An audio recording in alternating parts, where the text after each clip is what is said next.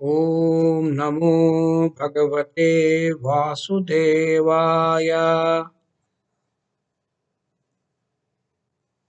ध्यानश्लोक।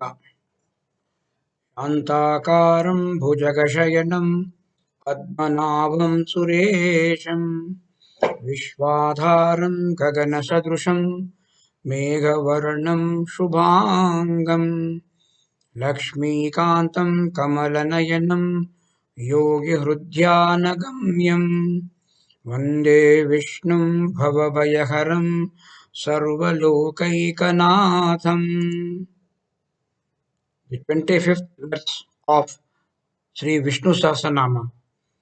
Avartano nivrutatma samrutas sampramardhanaha aghas samvartako vaknihi anilo dharanidharaha.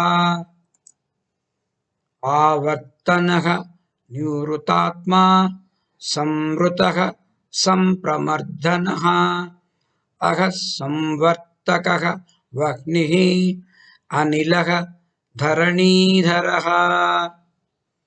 ॐ आवर्तनाय नमः। ॐ निवृत्तात्मने नमः। ॐ संवृत्ताय नमः। ॐ संप्रमर्धनाय नमः। ॐ अहः संवर्तकाय नमः। ॐ वह्नये नमः। ॐ अनिलाय नमः। ॐ धरणीधराय नमः। This verse again has exactly 8 names, 8 namas. The first name is Avartanaha, the drama of birth and death that we see around us is called the wheel of time. The wheel of time is ever whirling. The endless drama of birth and death in the case of individuals, in the case of the universe itself, is the creation and the dissolution of the universe. All this, the entire process, the repetition of this is called avartanam. That means repeating again and again, avartanam. And this avartanam is done by the Supreme, who is called avartanaha. So avartanaha, the Supreme, is a great power behind the continuity of change in the world of phenomena. This starts with, at a macro level, it is creation, sustenance, and maintenance, symbolized by metaphorically as Brahma, Vishnu, and Shiva. At the micro level of individual jivas, it is the birth, it is the growth, it is and the death. Between birth and death, we are we have we call them, we divide them into number of stages called youth, growth, then you can say mature life, adulthood, old age, then because of the process of what we call decay, degeneration, or aging, the inevitable end, which we call death. So this is a cycle which is going on. Lord Krishna tells in Bhagavad Gita, tells Arjuna, you Arjuna, the Lord. Now, Krishna is referring to the Lord, he is referring to as a third person. The Lord is Maya, causing all the beings to revolve as if mounted on a machine. He dwells in the hearts of all the beings. This is verse 61 in the concluding chapter, 18th chapter of Srimad Bhagavad Gita. Ishvaraha sarvabhutanam hruddeshorjuna tishtati भ्रामयन् सर्वभूतानि यन्त्रारूढानि मायया. ईश्वरः सर्वभूतानां हृद्देशः, in the hearts. O Arjuna, tishtati Brahmayan sarvabhutani yantra arudhani mayaya. The individuals behave just like they are sitting in a machine, and then they don't realize what is happening there. The person who is running this huge machine called the universe is the Paramatma. The Supreme Being is the force behind samsara, but he also tells us, cautions us, indicates us not to make the mistake of fully identifying with the body, with the matter around. Because the jiva who is there, his identity has to be understood with the supreme, not with the body which is covering him. Because body is Vinashi, supreme is the Avinashi. Pyramid, body is the changing part, the unchanging part, that is the Paramatma. For that, it is called a Nivrutti. Avartanaha, what we discussed so far, is a pravrutti, is a creation. Opposite of that is withdrawing from that, slowly withdrawing from that is nivrutti, the pure self which has retreated totally from all identification with matter. It is the nivrutti, nivrutta atma, nivruttatma. In short, Mahavishnu is the pure self, ever immaculate, totally free from bondage.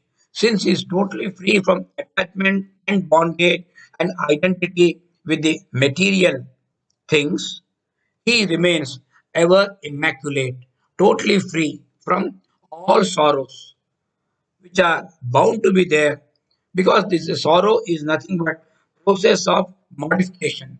This modification is inherent with the jiva, with the body. So Paramatma is telling us, very name suggests that we should try to adopt the nivritti marga, not the pravritti marga.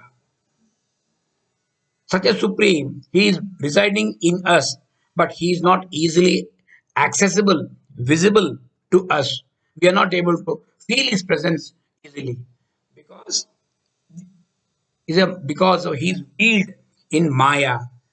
Samvrutaha, he is veiled, encompassed, encircled, covered, veiled by the Maya. So he is called Samvrutaha, veiled. One who is completely veiled from our recognition of we are not able to recognize because we are predominantly egoistic. Our ego, that means I identify myself with the body. So identity with the perceiving, feeling, thinking identity that a jiva represents, it is the one which is coming in the way. It is preventing him from having a direct experience of the Supreme Paramatma. This state of a non-apprehension, it is called avarana. It creates agitation, vikshepa, and this is the reason why the truth is misapprehended. We are not able to apprehend the reality. Not only that, we are misapprehending the reality. So non-apprehension, again, the misapprehension non-apprehension leads to misapprehension of the truth. We mistake the world around us as permanent. So, what is asat? We think as sat. Sat we are not able to see because between the two, the Maya is there. Maya is veiling it. Supreme who is veiled by Maya is called Samrutaha. And Supreme Paramatma, his basic purpose here is to protect the righteous and punish the wicked, evildoers. Dharma samsthapanarthaya, paritranaya sadhunam, vinashaya dushkrutam.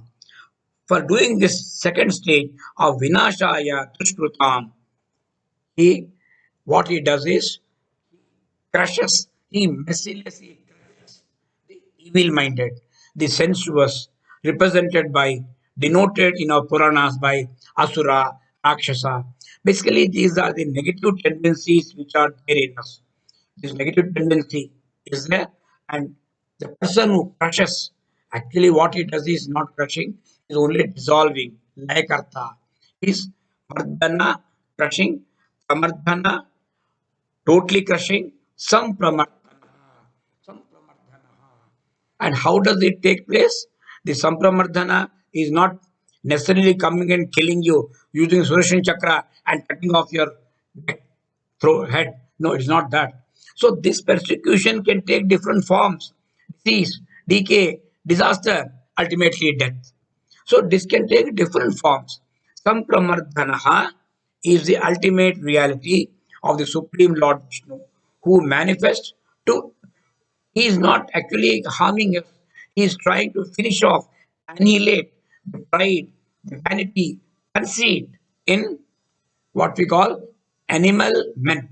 That is Pashu Pravrutti. Pashu Pravrutti among the animal instinct among the individuals is what he is trying to eliminate. Because we as individuals, out of our ignorance, out of darkness of ignorance, we are become slaves to sensual cravings, the low emotions, materialistic values. These are negative tendencies. This is crushed by the Paramatma, Sampramardhanaha. And we also just now see that he is the regulator. He regulates the whole world. Samvartakaha. How does he regulate? He regulates as time, as a wheel of time. He is regulating the wheel of time. He is regulating the process of day and night. When I say regulating day, it means regulating day and night, months and seasons. Everything will come all together. Day represents one, symbolically, it represents everything. It is called Ahasamvartakaha, regulator of the day, and he makes it, this wheel of time, he makes it function vigorously. Like, for example, symbolically, what we see physically manifested before us, sun, we say sun creates the day, sun creates the night. So it is something like that. Vishnu is a supreme being in the form of the sun. He is giving life to all, lends his energy to them to act. Bhagavad Gita makes this very, very clear. Lord Krishna in chapter 15, Purushottama Yoga, verse 12, declares, Yat Aditya Gajam Tejaha, Yat Aditya Gatam Tejaha, Jagat Bhasayate Akhilam, Yat Chandamasi, Yat Cha Agno, Tat Tejaha Viddimamakam. यदादित्यगतं तेजः जगद्भासयतेऽखिलं यच्चन्द्रमसि यच्चाग्नौ तत्तेजो विद्धि मामकम्. The light residing in the sun, which illumines the world, the light which is in the moon, and the glow which is in the fire, know that light to be mine and the source of this. Ahasamvartakaha Vahnihi. In the Vedic period, fire was worshipped as God. Actually, Agni was one of the Vedic gods. He's a god of gods. He's physical, manifest. We are able to perceive the power of nature. One of the aspects was Agni. It was worshipped there. And Agni was essential part. Various invoking various deities, oblations were poured into the fire in Vedic ritualism called a sacrifice. And Agni was supposed to be a carrier. He carries whatever offerings are given from the Yagna Bhumi, and make sure it reaches the deities who are invoked by the devotee. That is what we are telling. We are thinking of the God as Agni. So Vishnu, the omniscient Lord as Agni, and he is also the person who bestows appropriate karma phala, artha, and thus rewards all actions of everybody at all the times. You can see in Ramayana, the Agnya Purusha, as a glow of fire, he comes and gives the paisa. He gives the divine pudding to Dashratha, which he gives to all three of his queens, and who are blessed with Rama, Lakshmana, Bharata, and Shatrughna. Fire plays a very, very important part, even for striking a friendship between Rama and Sugriva. It was Agni stood as a witness. In all Hindu marriages, Agni is the most important thing. Actually, Agni is a physical manifestation of the Mahaparamaatma. Agni is a witness to all that which is happening and taking place here. It becomes sacred. It becomes a very sacred bond. The Mahavishnu, who is now idolized as Agni, is also personified. He is also visualized as Vayu. Anilaha. Anilaha is wind. All of them. The term has four distinct meanings. Anilaha has different meanings. One meaning which is well known is air. Vayu is air. It also means the beginningless. Anaditvat Anilaha. The Supreme has been in existence even before the concept of time. Even before the concept of time itself was born. Supreme has always been there. So Aditvat, na Aditvat, Anaditvat, Anilaha. Then another meaning of Anila is eater of food. All experiences that satisfy a jiva can be considered food. Again, when we say food, it is not only what we take through our mouth. No, everything which is perceived by the body through the five senses is body. Simplest example which we always repeat is for the eyes, an object is the food. For ears, sound is the food. That means we intake external sounds through our ear. We absorb, we capture the external objects, shapes, and colors of the objects through our eyes. Because these are the all together, all are covered by the term. So this represents, Supreme represents the Bhokta, is a eater of the food also. Oh, one more meaning is Anilayaha. Nila is stable, or Nilayaha is a place where we stay. Common examples which we find is Rail Nilayam. Rail Nilayam is a building where Shanti Nilayam is the name which is given to lots of houses. So, opposite of that is Anila. Anilaha, Anilayaha. That means the homeless. This looks very strange. You describe the Supreme as homeless. He is homeless because he is everywhere. An all pervasive entity. It is not confined to geographical location, geographical entity called a home or a house or a country or a state or a planet or star. No, it is absolutely everywhere. Anilaha. Wind is called Anilaha. Like wind does not stay in one place. Wind is all pervasive. And wind is undivided, one indivisible whole. Wind. I can't say this wind is that wind is different. Wind is all encompassive. One indivisible whole. So Paramatma is a very, very appropriate comparison for a supreme. When you use the word, when you use the term Anilaha. And such a person is also bearer of the earth. That means he is a substratum. He is supporting the entire earth, means along with the entire beings. That means entire universe is being supported by him. Dharani Dharaha. He is a bearer of the earth. Dharaha, one who supports. Dharani is Bhumi. Bhumi does not mean only earth. Bhumi means maybe entire universe. So he is a substratum which supports everybody and everything. So now the field of our experiences is the earth. Field of all our earthly experiences is the earth. Consciousness, the supreme consciousness is very substratum. This is one which illuminates all our experiences. So in a way, the supreme consciousness is a supporter of all our experiences. Earth, Dharani, Dharani, Dharaha.